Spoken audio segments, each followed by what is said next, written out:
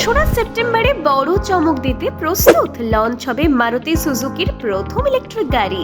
এবার বৈদ্যুতিক গাড়ির বাজারে এন্ট্রি নিতে চলেছে মারুতি সুজুকি। শুধু তাই নয়, ইতিমধ্যে এই সংস্থার প্রথম ইলেকট্রিক গাড়ি ই ভিটারা এসইউভির জন্য অপেক্ষার অবসান। মারুতি সুজুকি আগামী ৩রা সেপ্টেম্বর ভারতে তাদের প্রথম বৈদ্যুতিক গাড়ি লঞ্চ করবে। প্রথমে ইউকে এবং নেদারল্যান্ডসের মতো কিছু দেশে ই ভিটারা বিক্রি করবে।